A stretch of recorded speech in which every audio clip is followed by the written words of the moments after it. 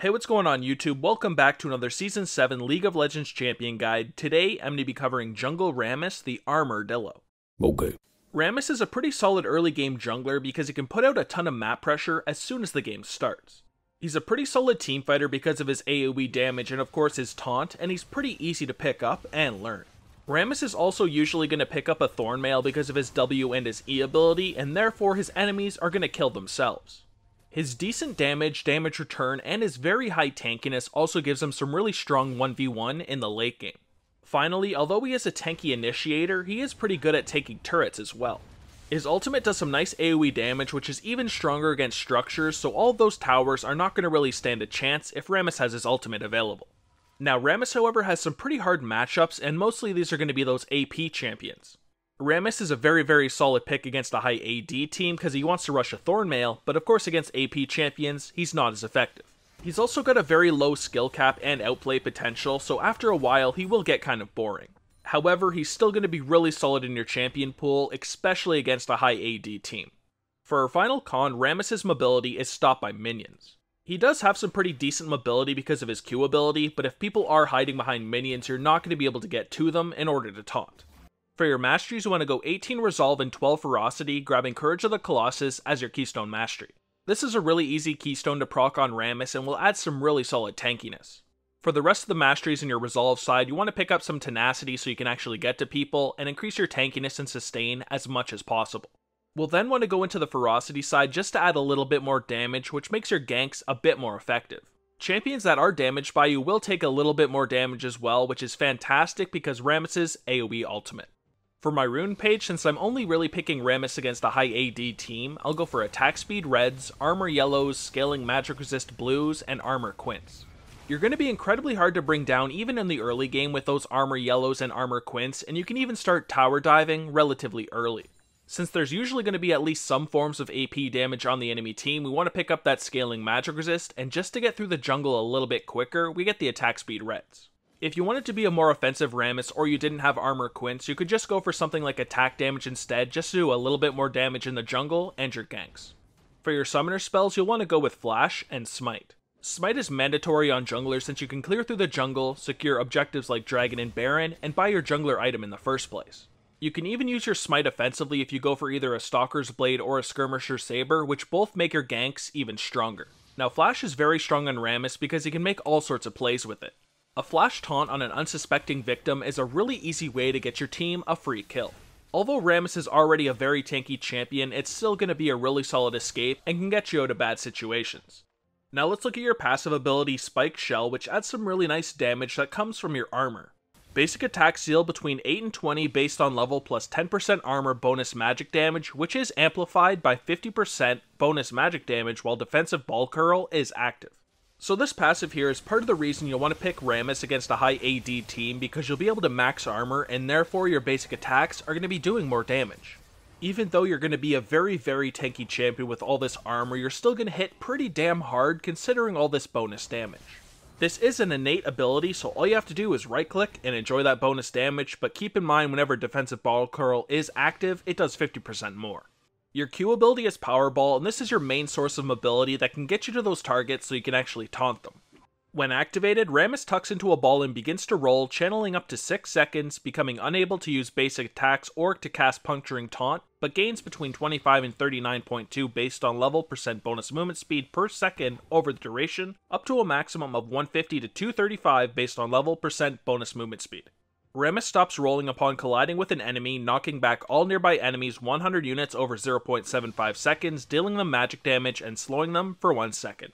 So, like I said, this is your main source of mobility, and you really rely on it so you can actually get to your targets. Without this ability, you are very immobile, and you're going to really struggle to get to your targets in order to taunt them. This, of course, will be stopped by minions, so if you are going into a lane and there's a bunch of minions around, try to go around them so you can get to the enemy and then taunt. Your W ability is Defensive Ball Curl, and this of course is your really solid defensive that also adds some really nice damage. When activated, Rammus drops into a defensive stance for 6 seconds, gaining bonus armor and bonus magic resist, increasing Spike Shell's damage by 50%, and applying it to enemies whenever they use basic attacks against him.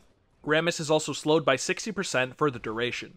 Defensive Ball Curl can be cancelled instantly by reactivating the ability or 1 second after activating Powerball. So this, first of all, a fantastic defensive ability because at max rank it'll be giving you 70% of your total armor and magic resist, and that's pretty huge. The damage from your passive will go up by 50%, and whenever somebody uses a basic attack against you, they'll also take damage.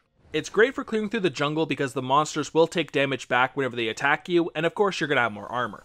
To use this in a gank, all you have to do is use your Q to get onto the enemy, taunt them, and then activate your defensive ball curl to return damage and become a very tanky champion. Your E ability is Frenzying Taunt, and this of course is your taunting ability that is a pretty decent crowd control. When activated, Rammus taunts the target enemy, gaining bonus attack speed for the duration. While Powerball, Defensive Ball Curl, or Tremors is active, the bonus attack speed is refreshed. So this here is definitely Rammus' best ability because both the taunt duration and attack speed bonus scale. When you taunt an enemy and activate your W, your passive is going to be doing a lot of damage because of the W being active, and with that bonus attack speed, your autos are actually going to hit pretty hard and pretty quick. You kind of think of Rammus as mostly a tank champion, but he can actually do some pretty good damage. But in the end, you want to max this ability first because of that taunt duration. It can make your ganks a lot more effective. Last up, we got your ultimate Tremors, which adds some really nice AoE damage and is also fantastic for taking down structures. When activated, Rammus creates an earthquake around himself for 8 seconds, slowing and dealing magic damage each second to nearby enemies for the duration. Structures receive double the damage. The slow persists for 1.5 seconds and stacks up to 8 times. So this is a pretty solid ability because first of all, it'll add some nice damage into your ganks and your team fights. It only has a 300 radius, which is not huge, but if enemies are clumped up, you can hit multiple targets and it can be pretty devastating. The slow is then going to make your ganks a little bit more effective as well because they can't run away, and of course in team fights your carries will be able to peel much more effectively. It does however deal double the damage against structures, so taking down towers is incredibly easy as a Rammus. If you have a lead in the game, try to take down a tower whenever you have the ultimate available. People aren't going to want to fight in your ultimate, and it's going to do a lot of damage to the towers. For your skill order, you first want to put a point into your ultimate whenever you can at 6, 11, and 16. Then for its scaling taunt duration and attack speed, you want to max your E ability first. For its really solid defensive and return damage, you'll then want to max your W ability, Defensive Ball Curl. That means that finally we save our Q ability, Powerball, for last. The bonus movement speed is based on your champion's level and not the level of the ability, so it's not that great to max. It does still give us some really solid mobility however, so we do have to take an early point in it at level 2. For your early game gank combo, you first want to activate your Q ability to get the movement speed going and then run into the lane. Run into your enemy to apply its damage and knockback, and then taunt the enemy and activate your W. Your taunt however does not last very long in the early game, so you're just going to have to start auto attacking and hopefully you can get yourself an early kill. For our next combo, we're going to add in our ultimate. This combo is going to start the exact same way. You're going to want to activate your Q ability, run into the lane, and hit the Cassiopeia here if you can. Once you arrive at your enemy, quickly taunt them and activate your W and your ultimate. You'll do some pretty significant damage with your auto attacks and your ultimate, and have some really nice crowd controls from your taunt and your ultimate as well. For my jungle route, I like to start at the Raptors. They're very easy to take on Rammus because of your defensive ball curl and will give you a really quick level 2. At this point, I'll then move on to my red buff and smite it to kill it quickly and get a full health bar. After I finish the red buff, I'll use my power ball and quickly get to the wolves. I'll quickly take them down and then head over to my blue buff and take it down with smite. At this point, you should have a full health bar, so you have the option of clearing for more or going for a gank. Usually I'll try to gank either the bot or mid lane if they are shoved. Of course, you also have the option of going to your bot side jungle with your bot lane, getting a leash and killing that buff, and then going through the rest of your jungle, but I prefer taking Raptors. In teamfights, you have two main options. You have peeling and protecting your carries, or diving the backline to deal with the enemy carries. You'll want to dive onto the backline if your team is ahead and they don't have a lot of crowd controls to stop you from getting there. Outside of your Q ability, remember that you don't have a lot of mobility. Now if however the team has some strong teamfighters or assassins, then you'd probably be better off peeling for your carries instead. Generally, your carries are going to do a lot more damage than you, so keeping them safe is important. Wait until they get onto your backline and then taunt them off with your Frenzying Taunt. This will allow your carries to peel away and deal their damage. Of course, if you do require, you can also add your ultimate for its really strong slow. Now let's look at some of your hard matchups, and first up is Zac. Zac is pretty busted right now. He has better initiation and team fighting than you, and he does a lot more damage at the same time. He's of course also AP based, so stacking armor not too effective against him. Try to ward up the map as much as possible so you can keep eyes on him and gank lanes whenever he's not near. Be very careful of his counter ganks. Next up we have Fiddlesticks, who does a lot of AP damage. Yet again, you're not going to want to build full armor. You do, however, have much better mobility than him, so try to gank lanes as often as you can, but make sure you ward them up because his counter ganks are pretty frigging strong. If you go in for a gank and he just ultimates in there, you're probably going to lose that fight. It's a winnable matchup if you ward properly, but you'd be better off not picking Rammus into a fiddle. Next we have Nunu, who is another AP based champion, although his damage isn't something you have to worry about too much. If he's going for his traditional tanky build, then you could still get away with going for full armor. He is, however, a very good counter ganker and a very good counter jungler. Rammus is great at clearing through those AoE jungle camps, but he's not that great against the single camps.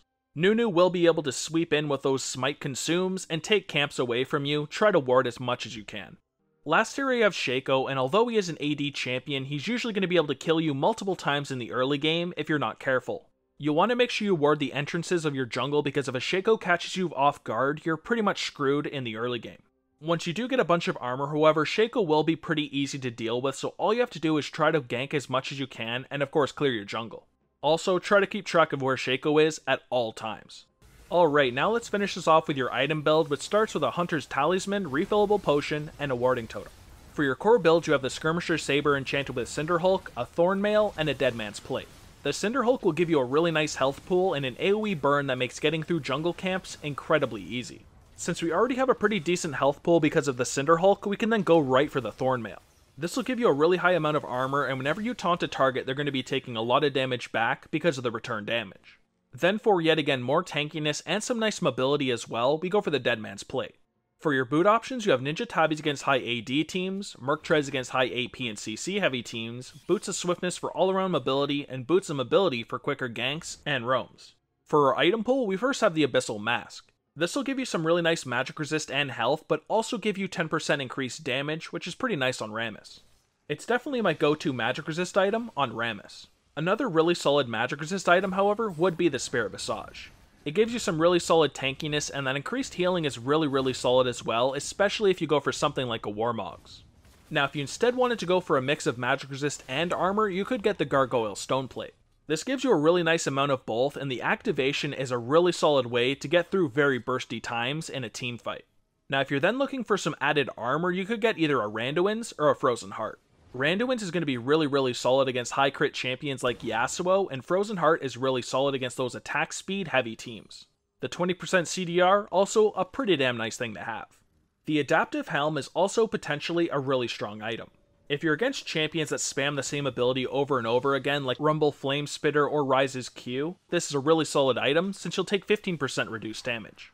Then finally, if you're just looking for a really high health pool, of course, you have the Warmogs. For my example full build though, I take the core build with some Ninja Tabis, and then the Abyssal Mask and a Gargoyle Stoneplate. You're going to be an extremely tanky champion that's even tankier when you activate the Gargoyle Stoneplate, and you're also going to do some pretty decent damage.